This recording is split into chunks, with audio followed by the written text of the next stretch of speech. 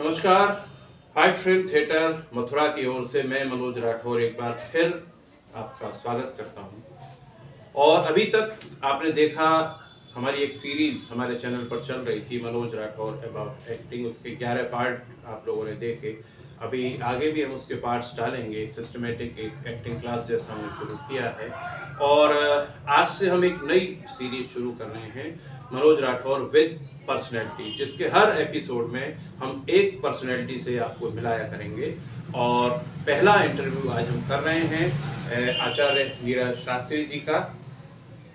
तो सीधे सीधे समय न गवाते हुए हम सीधे सीधे शास्त्री सर से बात शुरू करते हैं। नमस्कार सर। नमस्कार। सबसे पहले तो मैं वाइट फिल्म थिएटर की ओर से और अपने दर्शकों की ओर से आपको धन्यवाद देना चाहूँगा कि आपने अपना समय हमारे लिए निकाला। और सवाल कुछ नहीं है, सीधे सीधे सवाल हैं। आप कवि हैं, लेखक हैं, शिक्षक हैं, अभिनेता भी हैं और विचारक भी हैं। बहुत सारी प्रतिभाएं आप में हैं और उन प्रतिभाओं का आप निरंतर प्रयोग करते रहते हैं। तो शुरुआत यहीं से करते हैं कि कविता में आपकी रुचि, कविता के प्रति आपका आकर्षण पहली बार कहाँ से, किस तरह से पैदा हुआ और आपकी दृष्टि में कविता क्या है? आप किस तरह उसे देखते हैं, किस तरह उसे महसूस करते हैं, ये जरा आप हमारे दर्शकों को बताएं। बहुत ही अच्छा प्रश्न किया है आपने। कविता के प्रति मेरा जो लगाव हुआ वो 10 वर्ष की उम्र में हुआ। मैं एक छोटा बच्चा था, 10 वर्ष का बच्चा, जिसके लिए कविता बिल्कुल नई चीज थी। मेरा परिवार पहले से ही साहित्यिक परिवार रहा है और मेरे घर में हर शाम काव्य गोष्ठी हुआ करती थी। नगर के सभी श्रेष्ठ कवि मेरे घर आते थे और कविताओं का दौर चलता था। पिताजी एक श्रेष्ठ कवि रहे हैं। 14 पुस्तकें उनके द्वारा रचित थी, जिनमें से 3 प्रकाशित भी हुई थी, जिनमें भगवा ध्वज और जय स्वदेश 2 पुस्तकें उनकी ऐसी थी जो बहुत ही प्रसिद्ध पुस्तकें हुई थी। तो मेरे घर पर प्रतिदिन जो कवियों की महफिल होती थी, उस महफिल में सब लोग अपनी अपनी कविताएं सुनाते थे और मैं चुपचाप कोने में खड़े होकर कविताएं सुनाते थे। 10 वर्ष की अवस्था। 10 वर्ष की अवस्था। कविता सुनने का बहुत शौक था और उस समय लगता था कि कविता कोई ऐसी चीज होती है जो जादू करती है व्यक्ति के ऊपर। और एक दिन मैं स्वयं एक डायरी और पेन लेकर वहां बैठा हुआ था। तभी एक कवि, जो कि श्रेष्ठ कवि थे, नाम था सदैव अयोध्या प्रसाद शर्मा द्रोण जी। द्रोण महाकवि, उमा महाकाव्य के रचयिता थे। उन्होंने मुझसे पूछा, बेटा क्या कर रहे हैं आप? मैंने तुरंत उत्तर दिया, मैं कविता लिख रहा हूं। मैं कविता लिख नहीं रहा था, मैं बस ऐसे ही कह दिया था कविता लिख रहा हूं। लेकिन द्रोण जी का जो आगे रुझान था, उस रुझान ने मुझे कविता से जोड़ा। उनका जो उत्तर था, बेटा कविता लिखना बच्चों का काम नहीं आता। अगर तुम कविता लिख लोगे तो हमें कौन पूछेगा? कविता बहुत बड़ी चीज होती है, तुम्हारे लिए संभव नहीं। उनकी वे वाक्य कानों से होते हुए हृदय तक उतरते। मन में एक भाव आया कि आज जब तक कविता रच नहीं लेंगे, जाने नहीं देंगे। जैसे ही वो जाने लगे, मैंने उन्हें बिठा लिया, नहीं जाएंगे आप अभी आप मेरी कविता सुनकर जाइए। उस दिन पहली कविता की रचना हुई। पहली कविता मात्र 4 पंक्तियां थी और वो 4 पंक्तियां आपके समक्ष रखता हूं। घर घर में हर मानव कवि हो, कवियों का युग आए प्यारा, आओ हम कोशिश कर देखें, कवियों का हो देश हमारा। काव्य प्रेम जागे हर दिल में, काव्य सफल हो सदा हमारा, कवि संध्या की इस बेला में, अभिनंदन है आज तुम्हारा, अभिनंदन है आज तुम्हारा, अभिनंदन है आज तुम्हारा। ये पहली पंक्तियां थी और वो आपने उतने ही समय में तैयार कर दी। उतने ही समय में वो तैयार हुई जो आपने कहा उन्होंने आपसे। सबसे महत्वपूर्ण बात यही हुई कि जब मैं आगे कविता की रचना करने लगा, मेरी कविताओं के प्रथम श्रोता वे ही महाकवि अयोध्या प्रसाद द्रोण बने। वे मेरी जो भी कविता होती थी, उस कविता को बड़े मनोयोग से सुनते थे। कई बार उन्होंने बड़े बड़े मंचों पे भी इस बात की टिप्पणी की कि ये बच्चा जब कविता लिखता है तो मुझे हर्ष होता है और मैं इसके अंदर भविष्य का एक बड़ा कवि देख रहा हूँ। ये उन्होंने कई बार कहा। पिताजी का सानिध्य, अन्य कवियों का सानिध्य, उसने वो जो एक लहर उठी थी उसे उद्वेलित किया और ये कविता का शौक इस तरह का शौक हो गया कि बस मैं लिखता चला गया और एक अवस्था आने पर वो कविता देश के लिए समर्पित हो गई।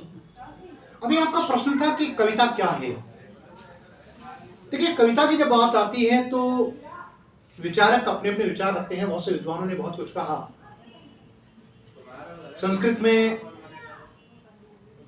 एक बहुत बढ़िया सूक्ति है, वाक्यम रसात्मकम काव्यम, यानी रस सिक्त जो वाक्य होते हैं वे ही कविता हैं।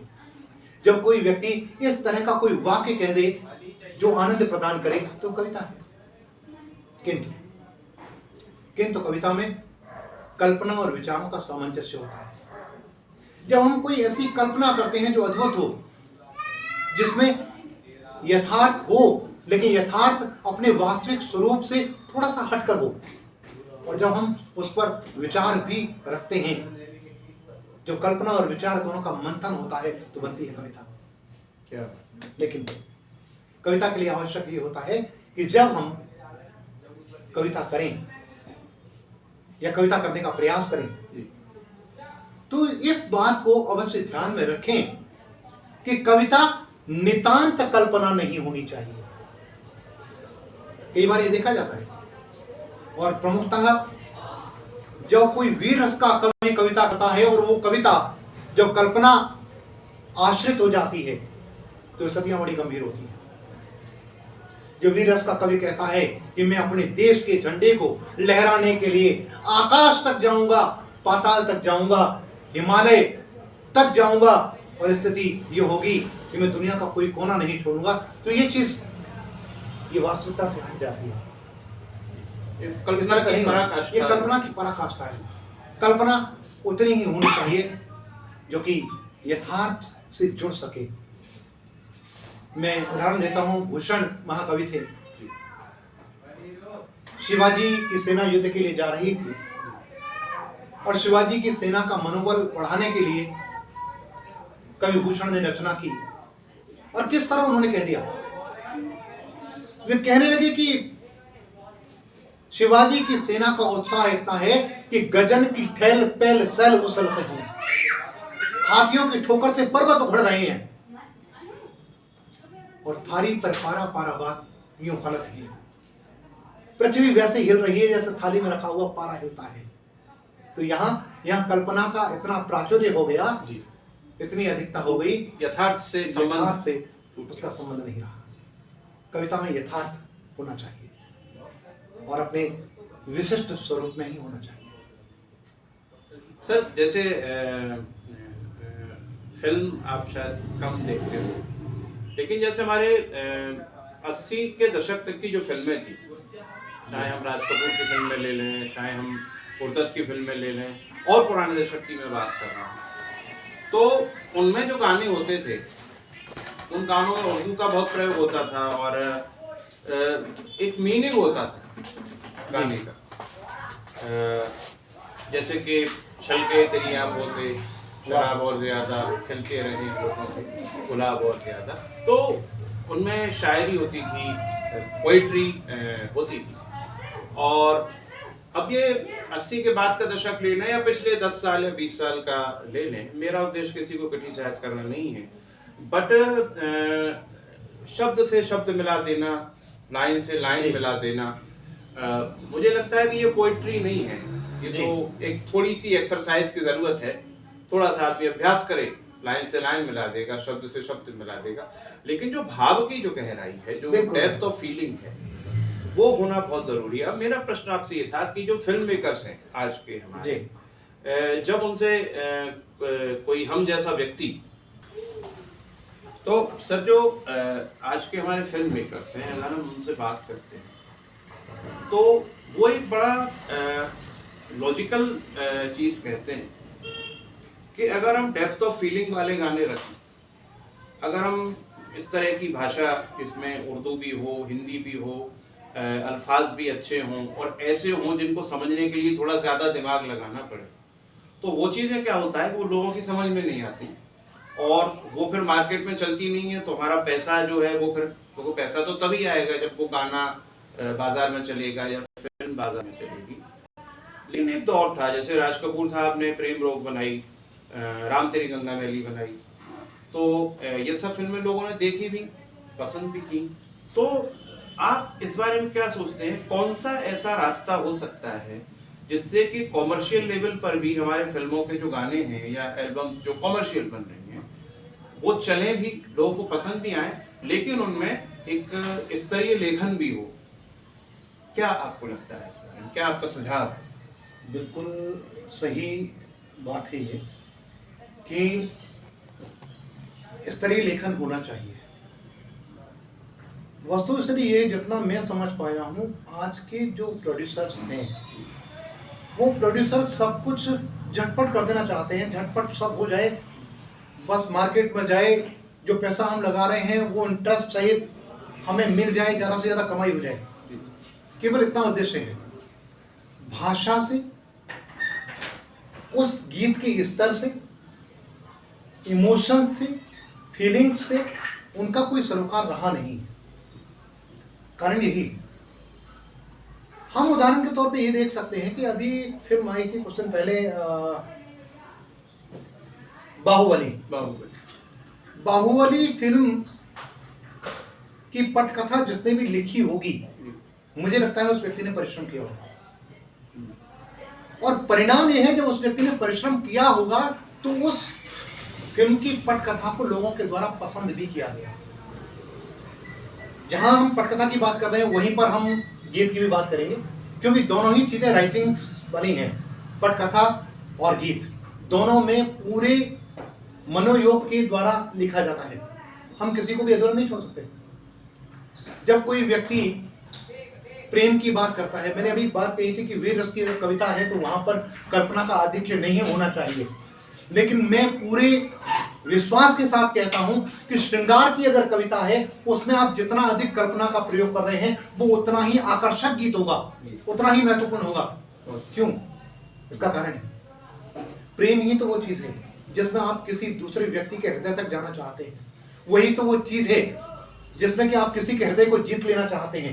और इसके लिए ये नितांत आवश्यक हो जाता है कि आप अपने प्रियतम को, अपने प्रियवर को, अपने दिलवर को फूलों में भी देखें, चांद में भी देखें, सितारे में भी देखें, जहां भी आप देखना चाहें आपको अपना प्रियतम दिखाई दे। और ये बात यदि होगी तो आप कहीं ना कहीं कल्पना का आधिक्य रखेंगे। फिर आप कह पाएंगे कि फूल तुम्हें भेजा है खत में, फूल नहीं मेरा दिल है। तब आप कह पाएंगे कि मैंने वर्षों की मेहनत से तराशा जैसे संगमरमर की तुम वही तो तस्वीर हो। ये बात तब आएगी। और फिर चांद सी महबूबा हो मेरी, ये मैंने कब सोचा था, हाँ तुम बिल्कुल वैसे ही हो जैसा मैंने सोचा था। ये बातें तब निकलती हैं जबकि हम अपने उस प्रियवर के बारे में तरह तरह की कल्पनाएं करते हैं। हम प्रत्येक स्थान पर, प्रत्येक रूप में, प्रत्येक स्वरूप में उसे देखना चाहते हैं। ये स्थिति जब बनती है तो, क्योंकि श्रृंगार में 3 बातें हैं जो विशेष महत्वपूर्ण होती हैं। पहली बात क्या है? प्रिय का सानिध्य अधिकतम होना चाहिए। दूसरी बात, चिंतन प्रिय के बारे में ही होना चाहिए। और तीसरी बात, अगर कहीं प्रिय से विछोह होता है तो प्रिय का विछोह मृत्यु से भयंकर होना चाहिए। यदि हम इतना कर पाते हैं तो हमारा प्रेम पराकाष्ठा पर पहुंचता है। और यदि हम ये करना चाहते हैं तो हमें अपने लिरिक्स में, अपने गीतों में इस चीज को लाना होगा। अगर हमने किसी को साधारण शब्दों में कुछ कह दिया तो बात में दम नहीं। एक बात सोचिए कि यदि मैं कहने लगूं कि भीनी भीनी खुशबू और फुहारें आती हैं, भीनी भीनी खुशबू और फुहारें आती हैं, तो आए तो घर में रोज बहारें आती हैं। आनंदित करने वाला है, किसी व्यक्ति को अपने से जोड़ने वाला है। और ये चीज जब सामान्य जनता तक जाएगी तो जनता उसे पसंद करेगी, इसमें कोई शक नहीं। हम उस दौर की बात ना करें, इस दौर में भी अगर हम बात करते हैं तो बहुत सारे हम ऐसी स्थितियां पैदा कर सकते हैं कि लोग शब्दावली से जुड़े, रस से जुड़े, अलंकार से जुड़े, गीत के बिंब से जुड़े और कहें कि एक अच्छे गीत और अच्छी पटकथा से जुड़े। लेकिन इसके लिए हमें प्रयास करना होगा। इसके लिए दोषी मैं केवल फिल्म निर्माताओं को मानता हूं, क्योंकि वे एक अच्छे लेखक, एक अच्छे कवि, एक अच्छे गीतकार की तलाश नहीं करते। पुराने लोगों की सफलता इसलिए थी कि उनके पास आनंद बख्शी होते थे, गोपाल दास नीरज होते थे, संतोष आनंद होते थे, शैलेंद्र होते थे। उनके पास एक से एक बेहतर, चाहे साहिर लुधियानवी के पास उन्हें जाना पड़े, खुशामद करनी पड़े, लेकिन उन्हें गीत चाहिए। लेकिन आज वो किसी से भी लिखवा लेते हैं। लगता है कि कोई भी चीज आप अपने स्तर से गुनगुनाने लगो, बस ढोल बजाने लगो, ड्रम बजाने लगो, हो गया गीत। और आज हर वो व्यक्ति उसे पसंद करता है जो स्वयं गाना नहीं जानता, स्वयं उस गीत के मीटर को नहीं जानता, गीत कैसे जन्म लेता है ये नहीं जानता। क्योंकि मैं दावे के साथ कह सकता हूं, गीत का जन्म किसी कवि के हृदय से उस तरह होता है जिस तरह मां की कोख से बच्चे का जन्म होता है। जब तक अनुभूतियां अपने यौवन पर ना पहुंच जाएं, जब तक किसी चिंतन, किसी कल्पना और किसी विचारधारा का आप सघनतापूर्ण अस्तित्व ना देखें, तब तक गीत की रचना नहीं होती।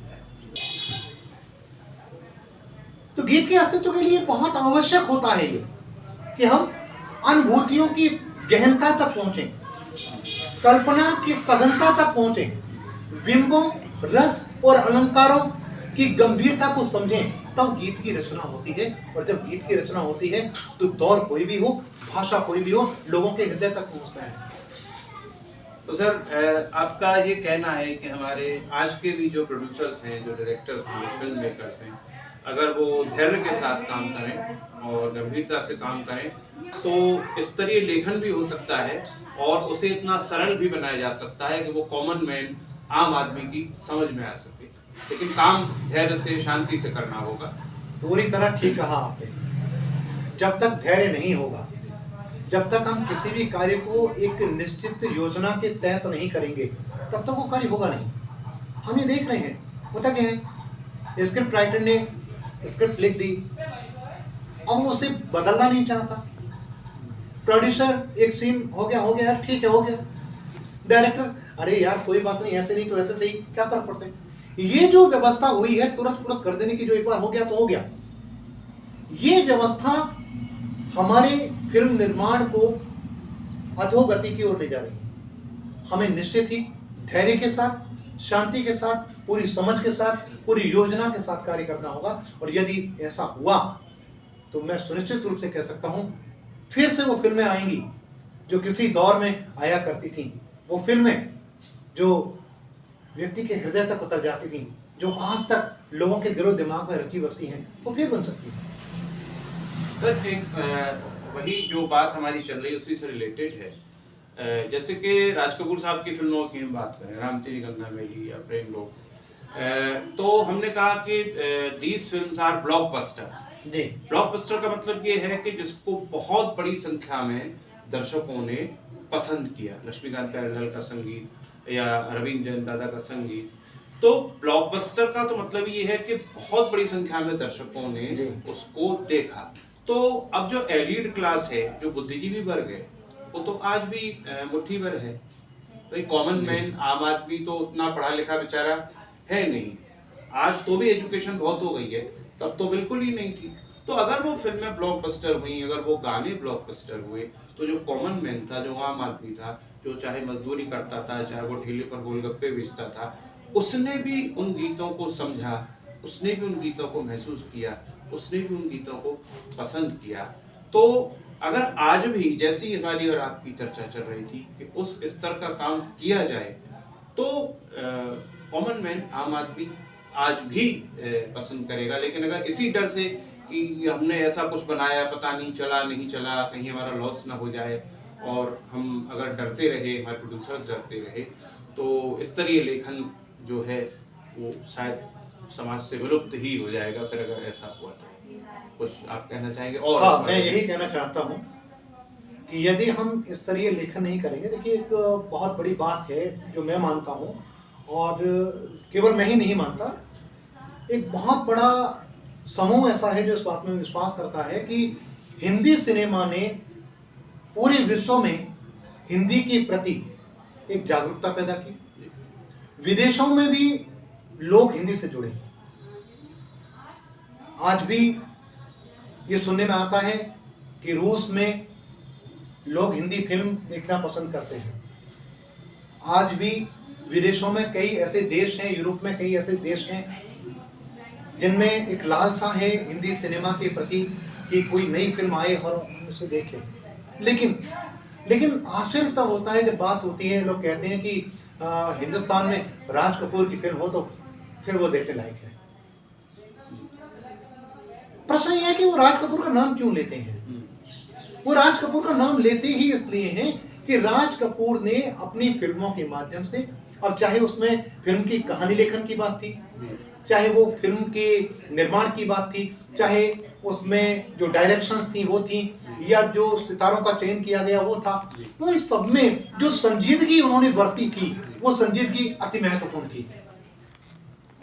किसी भी हम फिल्म बनाना चाहते हैं तो हमारे मन में जो थीम है उस थीम को लेकर एक अच्छी स्टोरी लिखी जाए, एक अच्छी पटकथा उसकी हो, उसके बाद एक अच्छे डायरेक्टर के द्वारा उसका डायरेक्शन हो, अच्छे एक्टर्स को हम कास्ट करें, अच्छे गीत उसमें हम प्रोवाइड कराएं, तो बहुत क्लियर सी बात है, भाषा कोई भी हो लोग उसकी तरफ खिंचते हैं।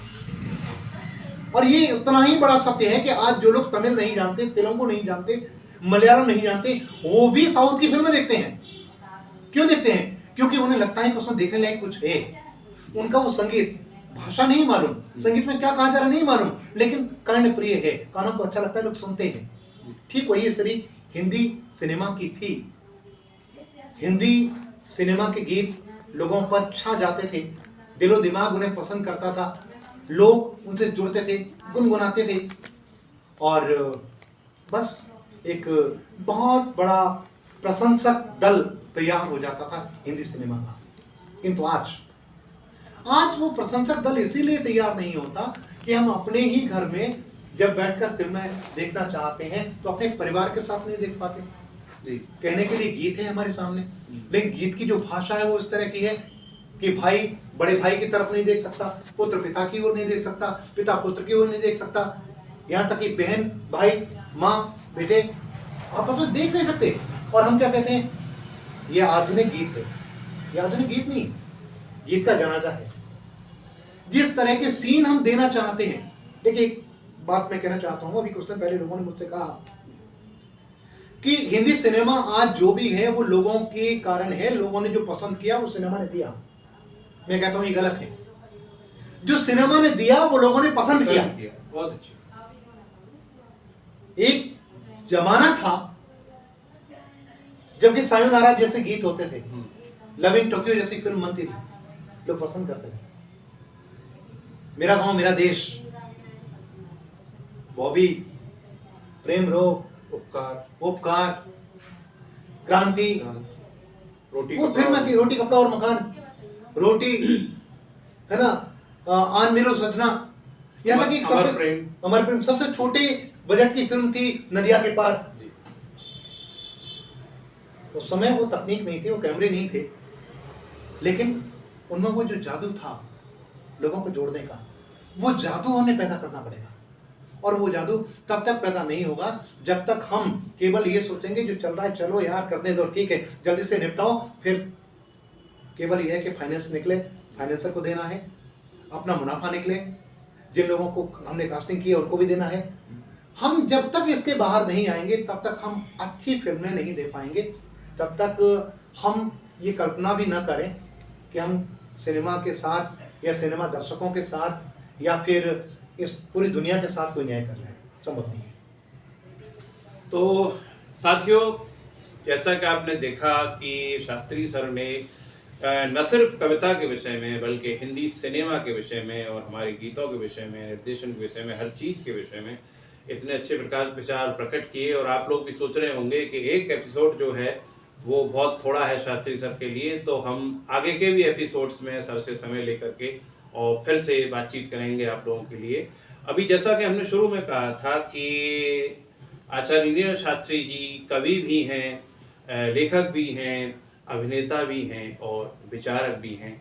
तो अब हम सीधे सीधे सर से आगे के विषयों पर और इनके आगे की प्रतिभाओं पर बात करते हैं। तो सर, अब हम लेखन पर आते हैं।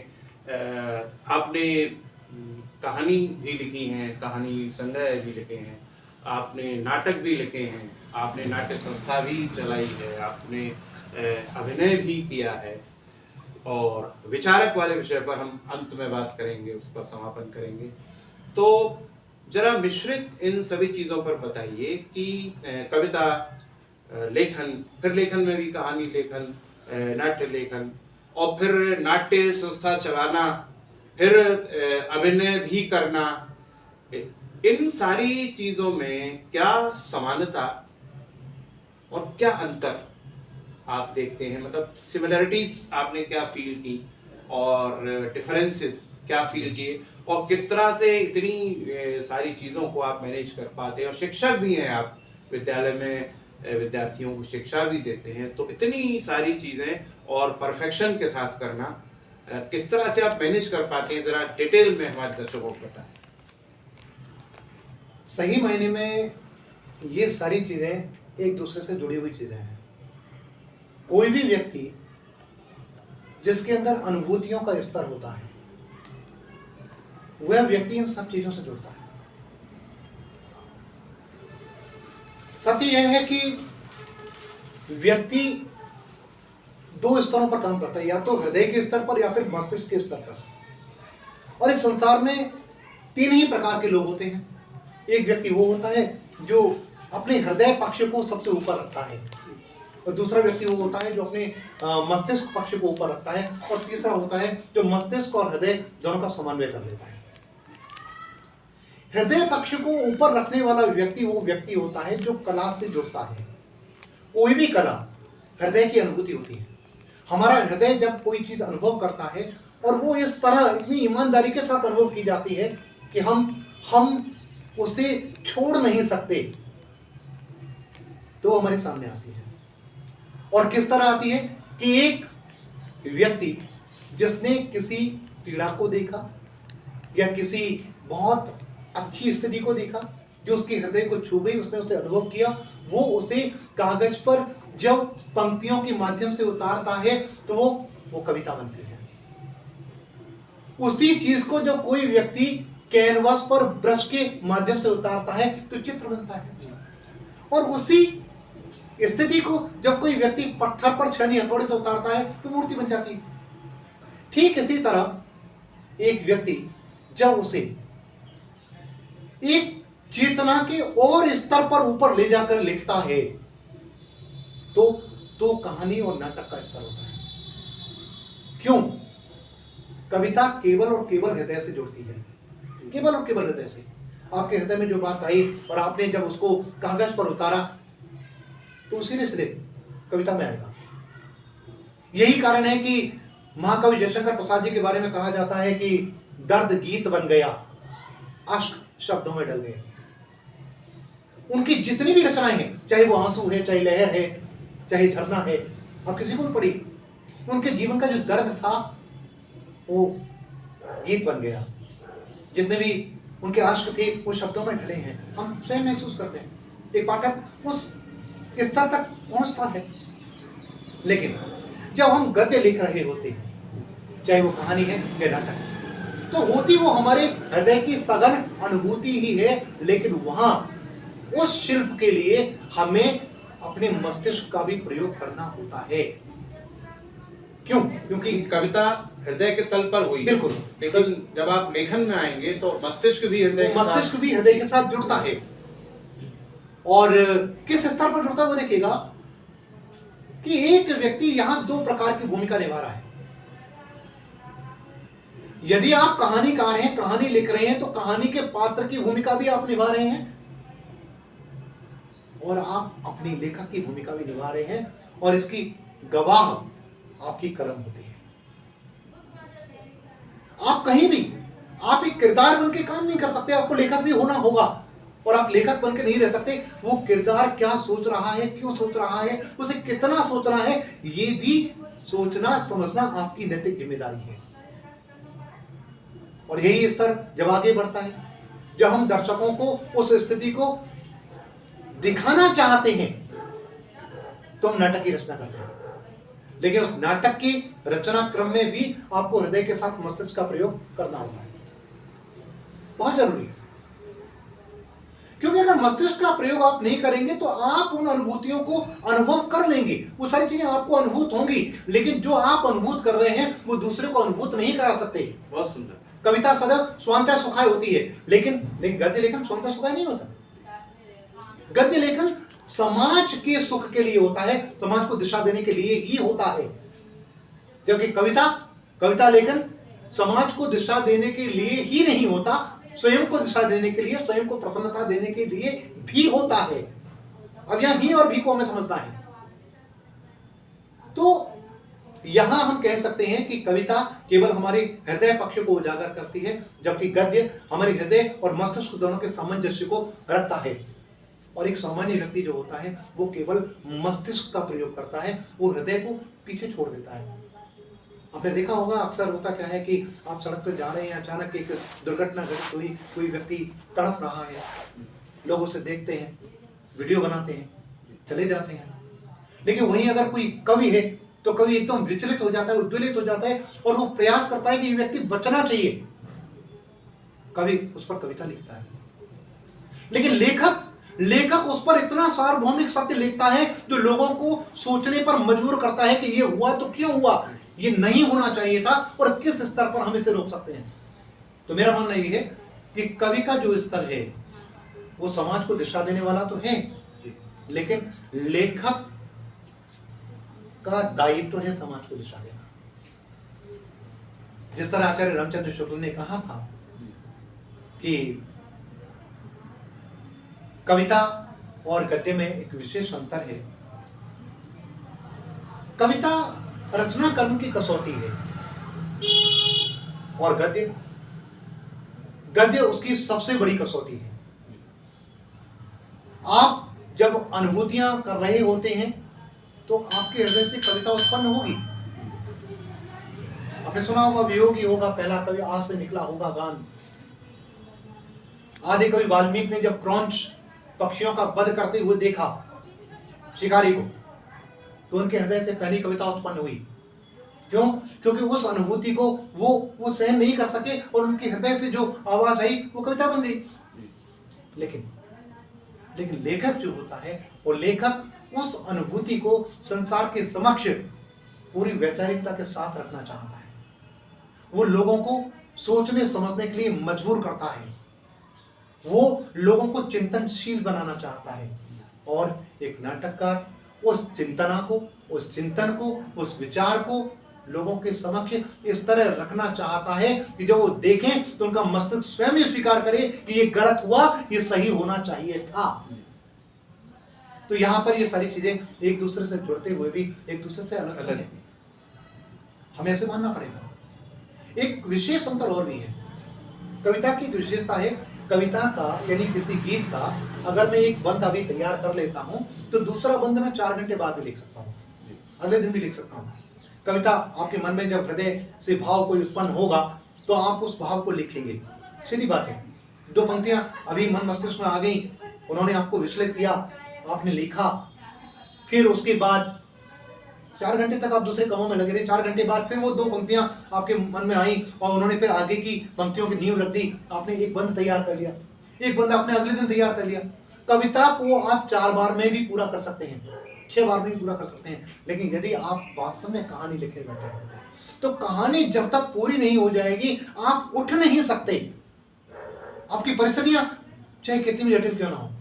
और यदि आप वहां से हट गए तो कहानी का जो प्लॉट आप लेकर चले थे, जो थीम आप लेकर चले थे, बहुत कुछ संभव है कि उसमें परिवर्तन भी हो जाए। हो सकता है कि जिस तरह से आप कहानी का क्लाइमैक्स चाहते थे वो क्लाइमैक्स वो ना होकर कुछ और हो जाए, बहुत कुछ संभावना है। यही कारण है कि उपन्यास पर जब कोई लेखक चिंतन करता है कि मुझे उपन्यास लिखना है, मैं उपन्यास में ये दिखाना चाहता हूँ, लेकिन जब उपन्यास उसका पूरा होता है तो बात कहीं से शुरू होकर कहीं और तक जा चुकी होती है। जो उसने सोचा था वो कुछ और था, जो क्लाइमैक्स आया वो कुछ और है। क्यों? क्योंकि उसे रुक रुक कर उसे पूरा करना है, और रोजाना जब वो रुक के उसे पूरा करेगा तो एक नया प्रयोग होगा, एक नया विचार होगा, एक नया प्लॉट होगा, एक नया पात्र उसके सामने होगा, एक नई कहानी वो उसकी लिखेगा।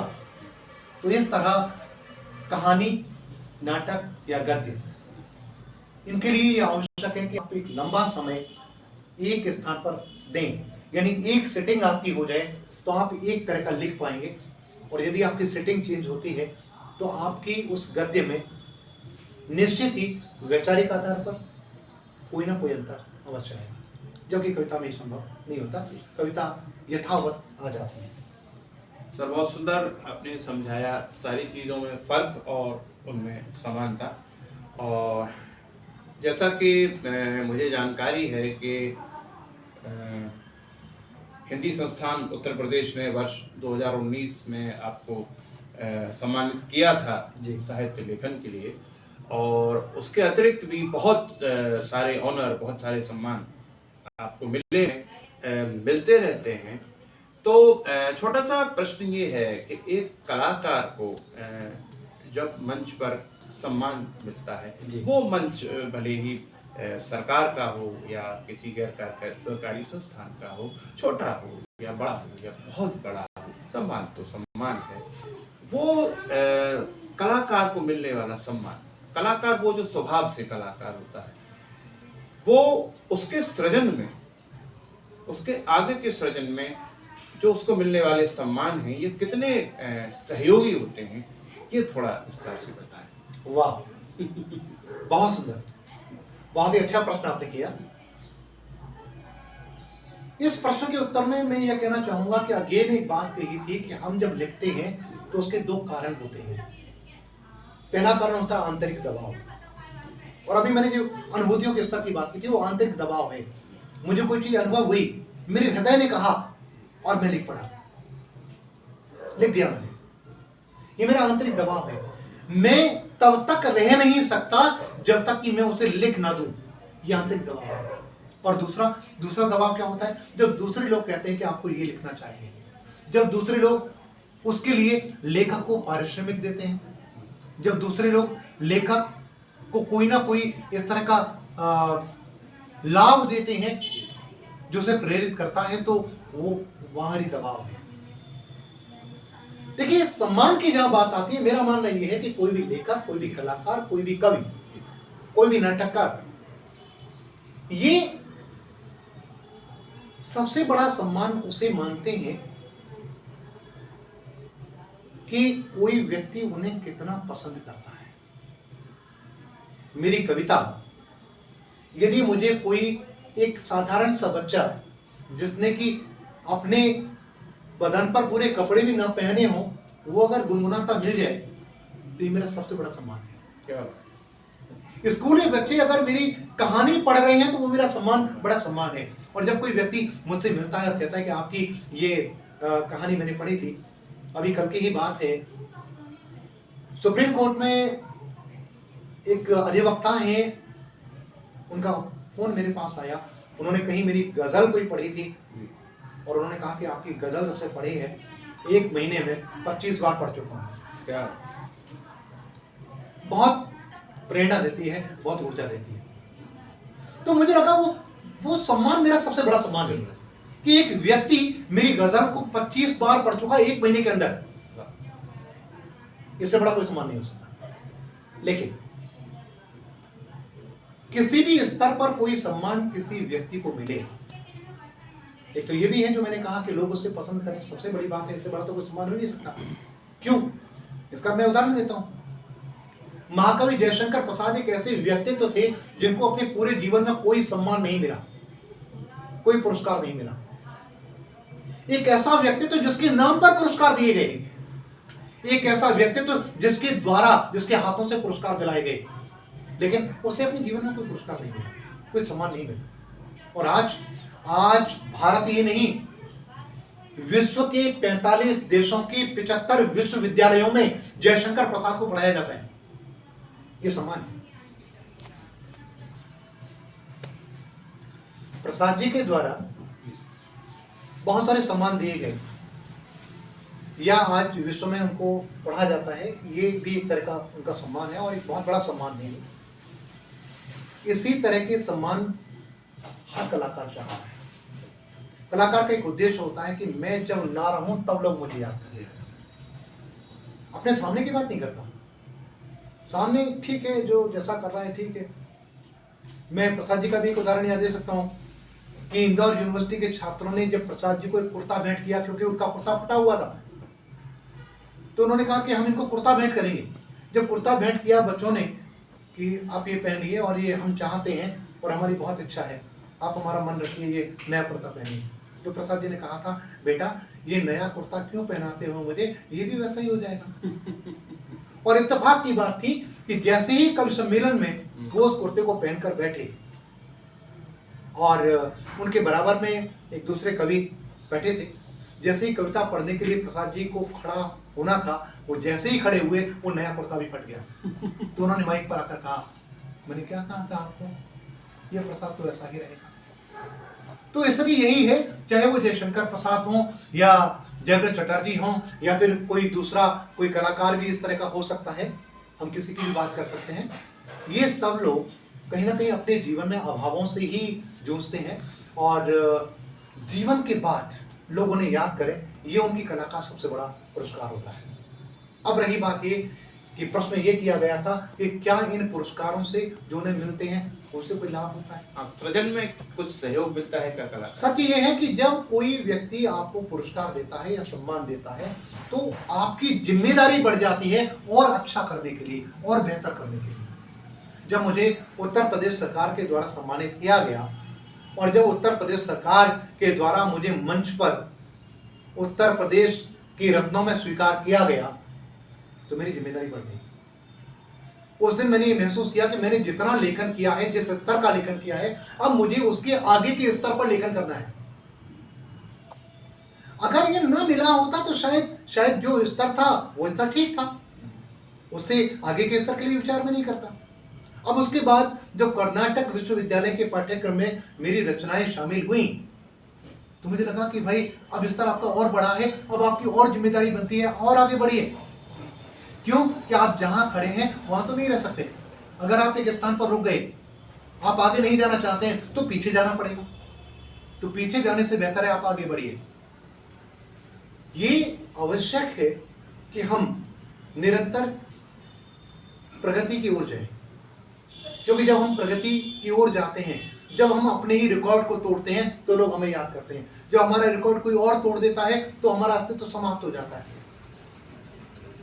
आज हिंदी साहित्य की यदि मैं बात करूं, आपने हजारों लेखकों को पढ़ा होगा, हजारों के नाम आपने सुने होंगे और हर लेखक ने सैकड़ों कहानियां लिखी हैं। लेकिन इस विराट सत्य को स्वीकार करना ही होगा कि 1913 में जो कहानी लिखी गई थी वो आज तक हिंदी साहित्य की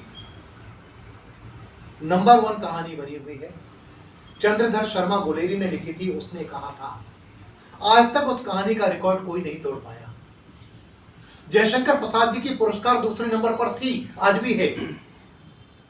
उसके बाद भगवती चरण वर्मा की वसीयत आज भी है। प्रेमचंद की मंत्र कहानी, वो रिकॉर्ड कोई नहीं तोड़ पाया। भीष्म साहनी की चेप की दावत, वो जो टॉप 10 कहानियां शामिल हो गई थी, लोग लिख रहे हैं, बार बार लिख रहे हैं, लेकिन उस स्तर पर लोग नहीं जा पा रहे हैं। क्यों? उसके पीछे कारण यही है कि लोग जहां पर स्वयं रुके हुए हैं वहां से आगे जाने की बात नहीं सोच रहे हैं। जो वहां से आगे जाने की बात सोचता है वो कमाल करता है। इसका एक उदाहरण है मेरे पास हिंदी साहित्य में। प्रेमचंद ने जहां लेखन छोड़ा था, फणीश्वर नाथ रेणु ने वहां शुरू किया था। और आज जब कहानी साहित्य की बात होती है तो हम जिस तरह प्रेमचंद की बात करते हैं उसी तरह फणीश्वर नाथ रेणु की बात करते हैं। फणीश्वर नाथ रेणु का अपना एक इतिहास है। उसके बाद जब हम आगे जाते हैं तो फिर चाहे हम निर्मल वर्मा की बात करें, कमलेश्वर की बात करें, राजेंद्र यादव की बात करें, ये बात की चीजें हो जाती हैं। लेकिन फणेश्वर नाथ रेणु ने जहां छोड़ा, अब वहां से आगे कौन बढ़े, ये विचार नहीं है। अब आगे के लेखकों की जिम्मेदारी बनती है कि हम वहां से आगे बढ़ें। तो जो पुरस्कार हमें मिलते हैं, सम्मान हमें मिलते हैं, वो हमें ऊर्जा देते हैं, आगे बढ़ने की प्रेरणा देते हैं। हमें अपने ही रिकॉर्ड स्वयं तोड़ने चाहिए, कोशिश करनी चाहिए कि हम कुछ अन्य लोगों का भी रिकॉर्ड तोड़ें। और इसके लिए बिना पुरस्कार और बिना सम्मान के कोई व्यक्ति शायद नहीं सोच पाता है। तो मुझे लगता है ये प्रेरणा स्रोत का काम तो करता है। बहुत सुंदर सर, हर प्रश्न का उत्तर आपने बड़ा सुंदर दिया। और ये तो अभी तय हो ही गया दर्शकों के सामने ही कि एक एपिसोड हम आप पर और करेंगे, क्योंकि बहुत कुछ है जो आपसे हमको जानना है, हमारे दर्शकों को जानना है। और अब अपने इस एपिसोड का हम समापन करते हैं। तो जैसा कि हमने शुरू में ही दर्शकों को बताया था कि आप कवि, लेखक, अभिनेता होने के, शिक्षक होने के साथ साथ आप एक विचारक भी हैं। तो अब विचारक वाली बात पर हम एपिसोड को ख़त्म कर रहे हैं। जैसा कि हमको जानकारी है आपके विषय में कि आप जनवादी लेखक संघ में भी रहे हैं पहले, और समाज के प्रति, राष्ट्र के प्रति आप बहुत चिंतन करते हैं, बहुत सोचते हैं। और थोड़ा सा कॉम्प्लिकेशन है कि जैसा मैं जानता हूँ कि जनवादी लेखक संघ थोड़ा सा जो हमारी मार्क्स की जो विचारधारा है, जो कम्युनिस्ट विचारधारा है, उसको सपोर्ट करता है। और वहीं सिक्के का दूसरा पहलू कि आपके जो विचार जितना हमने जाने हैं, तो आप आध्यात्मिक भी हैं, ईश्वर में भी आपकी आस्था है।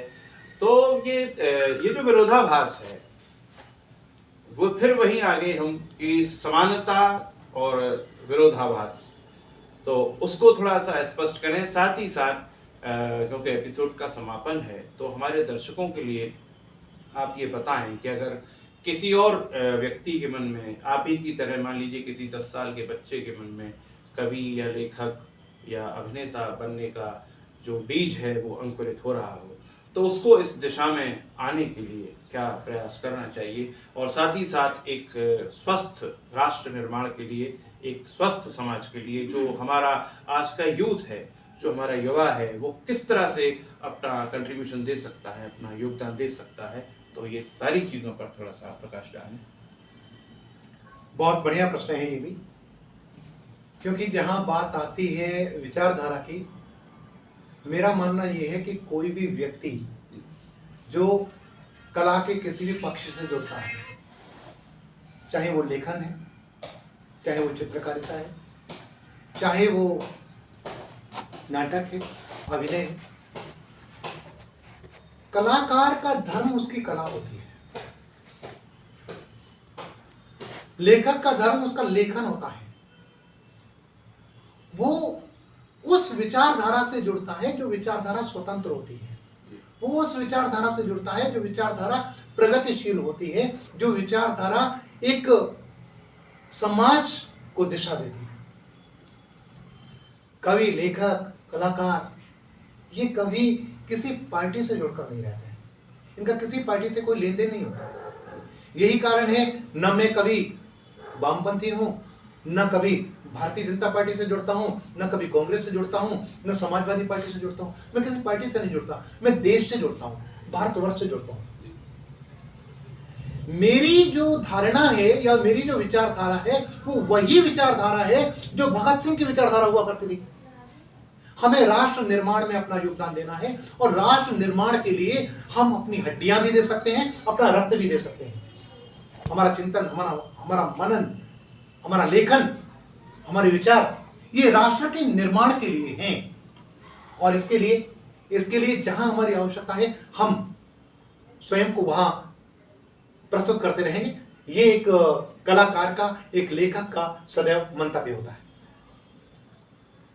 कई बार ये प्रश्न उठा, कई बार ये कहा गया, वाम मार्गी लोगों ने ये कहा कि भगत सिंह जो थे वो वामपंथी थे, और ये बहुत ज्यादा प्रचारित हुई बात।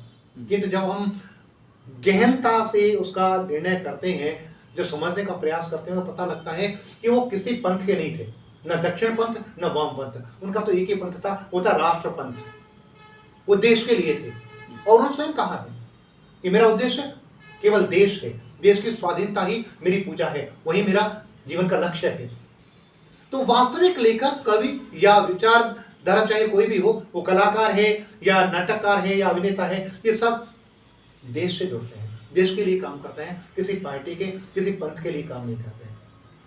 अब यहां एक चीज और आती है, वो भी मैं कह देना चाहता हूं कि ईश्वर में आस्था होना या ना होना एक अलग चीज है, थोड़ा सा रखिए। ईश्वर को हम किस रूप में मानते हैं, ये बात भी मायने रखती है। मैंने इसलिए कहा कि आमतौर पर वामपंथी जो विचारधारा है वो नास्तिकवाद पर आधारित है, जैसा मैं जानता हूं। अब भगत सिंह तो नास्तिक नहीं है। भगत सिंह स्वयं कहते हैं कि मैंने कभी ईश्वर से कुछ नहीं मांगा। जो कहते हैं मैंने ईश्वर से कभी कुछ नहीं मांगा, तो उसका मतलब ईश्वर को मानते तो थे। हाँ, इस बात के सिर्फ यही लगता है। उन्होंने स्वयं कहा है, उनकी जीवनी में हम पढ़ सकते हैं उसे। वे कहते हैं मैंने ईश्वर से कभी कुछ नहीं मांगा। जब नहीं मांगा तो इसका मतलब वो ईश्वर को तो मानते थे, मांगा नहीं था, बस यही है। दूसरी बात, उनका ईश्वर, उन्होंने राष्ट्र को मान लिया। हमारी श्रद्धा जिसके प्रति होती है वो हमारा ईश्वर होता है। मैं पूजा में विश्वास रखता हूं, ध्यान योग से जुड़ा हूं। मैं मानता हूं कोई वो सत्ता है जो इस संपूर्ण विश्व को चला रही है, उसके प्रति हमें कहीं ना कहीं नम्र होना चाहिए, विनीत होना चाहिए। उसके प्रति हमारा कर्तव्य बनता है कि हम उसे स्मरण करें, ये सत्य है। लेकिन पाखंडवाद, पंडावाद, पुजारीवाद, ईश्वर पर दावेदारी करना, धर्म के ठेकेदार बनना, मुझे नहीं लगता कि कोई भी व्यक्ति जो समाज से जुड़ा होगा, जो लेखन से जुड़ा होगा, जो व्यक्ति कला से जुड़ा होगा, वो उसे यथावत स्वीकार कर लेगा। उसे यथावत तो स्वीकार नहीं किया जा सकता, क्योंकि धर्म किसी की ठेकेदारी नहीं है। ईश्वर किसी का खरीदा हुआ नहीं, ईश्वर का कोई एक निश्चित ही स्वरूप नहीं। हर व्यक्ति जो राष्ट्र से जुड़ता है वो विवेकानंद की विचारधारा का होता है। वो कहता है नर सेवा नारायण सेवा। अगर हमें नारायण की सेवा करनी है तो हमें उन दीन दुखियों की सेवा करनी होगी जिनकी सेवा हमारा पहला धर्म है। और यदि हम वो कर लेते हैं तो हम ईश्वर की तो सेवा कर रहे हैं, क्योंकि ऐसा कहा गया है कि प्रत्येक प्राणी उस ईश्वर का ही अंश है। गोस्वामी तुलसीदास ने रामचरितमानस में लिखा, ईश्वर अंश जीव अविनाशी। जब ये प्राणी ईश्वर का अंश है तो हम इस ईश्वर के अंश की ही सेवा क्यों ना करें, करनी चाहिए। और इसलिए मुझे लगता है कि हमें अपने राष्ट्र की सेवा करनी चाहिए। राष्ट्र के प्रत्येक अंश, प्रत्येक उस प्राणी की, प्रत्येक उस व्यक्ति की सेवा करनी चाहिए जो सेवा के योग्य है। मैं इस बात का समर्थन करता हूं, दान दिया जाना चाहिए, लेकिन उससे दिया जाना चाहिए जिससे उस दान की नितांत आवश्यकता है, उससे नहीं। भोजन उसके लिए नहीं होता जो भरे पेट बैठा है, भोजन उसके लिए होता है जो भूखे पेट बैठा है। जल की आवश्यकता उसे है जो प्यासा है, औषधि की आवश्यकता, दवा की आवश्यकता उसे है जो बीमार है। बस ये हमने कर लिया, हो गई राष्ट्र सेवा। और यही सबसे बड़ी आस्तिकता है। तो चाहे वामपंथ की बात हो या दक्षिण पंथ की बात हो, हम किसी पंथ से नहीं जुड़ते। अपना पंथ मानव पंथ है, अपना पंथ राष्ट्र पंथ है, अपना धर्म राष्ट्र धर्म। सर, अपने अनुभव से कोई भी, जो मैंने अभी प्रश्न किया था, कोई भी एक ऐसा मैसेज, कोई भी गाइडेंस, जो मैंने कहा कि कोई भी नया बच्चा हो, हमारा कोई यूथ हो जिसके मन में बीज आरोपित हो रहा हो कला का, कविता का, लेखन का, आप कुछ उसको गाइडेंस देना चाहेंगे, कॉमन कुछ चीज को बताना चाहेंगे? आज के इस एपिसोड में मैं नवोदित नवांकुरों के लिए केवल एक ही बात कहना चाहता हूँ। वो लेखन से जुड़े, कला से जुड़े, अभिनय से जुड़े, नाटक से जुड़े, कहीं भी जुड़े, लेकिन एक लक्ष्य लेकर जुड़े। और वो लक्ष्य अपने लिए नहीं होना चाहिए, वो लक्ष्य अपने देश के लिए, अपने समाज के लिए और अपनी उस विधा के लिए होना चाहिए जिसके लिए हम काम कर रहे हैं। और उसमें एक बात नितांत आवश्यक होनी चाहिए कि हम इस उद्देश्य से काम करें कि मेरे द्वारा जो भी काम किया जाएगा उसका समाज के लिए कोई लाभ होगा, मेरे लिए नहीं। बस इतना सा अगर हम कर लेते हैं तो हम किसी भी क्षेत्र में काम करें वो काम अति महत्वपूर्ण विशिष्ट। बहुत सुंदर सर। और एक बार फिर मैं वाइफ्रेम थिएटर मथुरा की ओर से और अपने दर्शकों की ओर से आपका फिर से धन्यवाद देना चाहूँगा आपको, आपका अभिनंदन करना चाहूँगा, आपने हमारे लिए समय निकाला। और एक एपिसोड और हम ज़रूर आप पर करेंगे, क्योंकि आपसे बात करते करते बहुत सारे सवाल जहन में आ रहे हैं कि ये भी उन पूछना चाहिए, ये भी पूछना चाहिए, तो उसके लिए एक एपिसोड हमको और करना पड़ेगा। तो बहुत बहुत आभार सर एक बार फिर। और साथियों, शास्त्री जी से हम एक और एपिसोड में भेंट करेंगे और अपनी इस श्रृंखला के हर एपिसोड में हम आपको मिलाएंगे किसी एक ऐसे व्यक्तित्व से जो स्वयं में पूर्ण हैं, जो स्वयं में साधक हैं, सरस्वती के साधक हैं। मिलते हैं एक बार फिर। जय श्री राधे, जय श्री कृष्ण।